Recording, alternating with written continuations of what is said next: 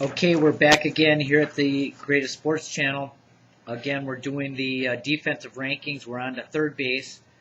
And a guy that's not in the Hall of Fame is on top, Darrell Evans. He was 11% defensively, 11% better than the average third baseman, and also was a very good power hitter. Absolutely should be in the Hall of Fame, and he's not. His fielding percentage was slightly below average, but his range was above average, so it's really interesting. We have Mike Schmidt, who had 10 Gold Gloves, was second best all time.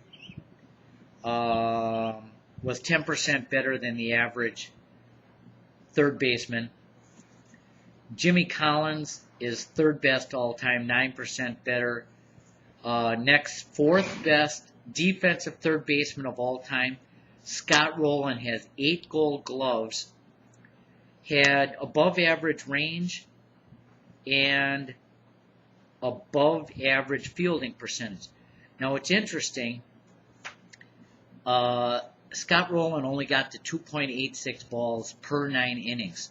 So even if a third baseman is a good fielder, there's 27 outs in a game, so you really don't impact a game very much.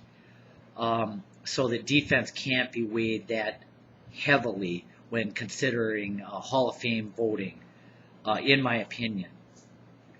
Ron Santo was fifth, had 5 Gold Gloves, did get to 3.13 balls, putouts, and assists at a time when the league average was 292. Eric Chavez is sixth, had six Gold Gloves. Matt Williams, 4 Gold Gloves, is seventh. Brooks Robinson, we have as the 8th best fielding third baseman. He had 16 Gold Gloves, but again only gets to 3.2 balls in a ball game at a time when the average was 309. So does that really impact a game that much? His fielding percentage was .971, league fielding .953.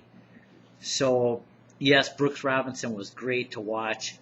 May have stole the World Series from the Reds that one year, like 72.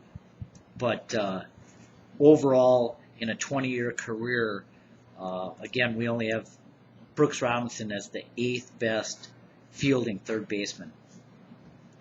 Pie Traynor was 9th.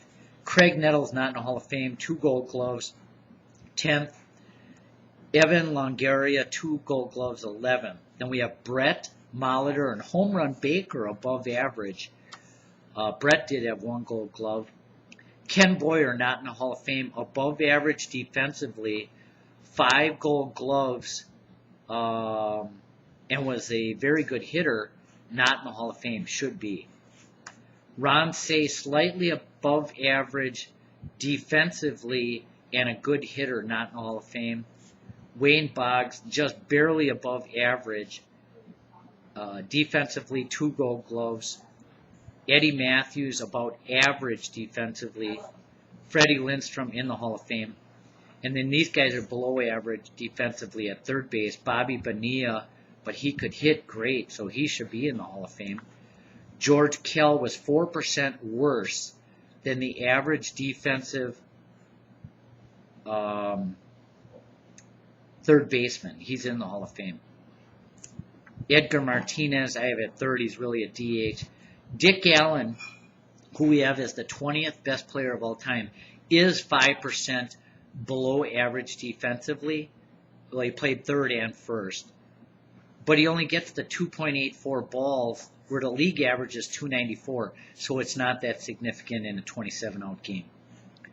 Richie Hebner, 7% below average defensively, not in the Hall of Fame. Good hitter. This guy was just inducted last year. He had a 15-year career. This makes no sense at all. He was 7% below average defensively, Deacon White, and he was just inducted last year with all of these great players. It makes no sense at all what the Hall of Fame is doing right now. The guy was below average defensively, an average hitter, and he's very low ranked in the book, the greatest of the absolute rankings of the overall player. Aramis Ramirez, interesting, is 9% below defensively, below average, but is a great hitter and will be trying to get in the Hall of Fame someday. Chipper Jones also 9% below average defensively. He will be in the Hall of Fame for sure. Killebrew was 9% below average.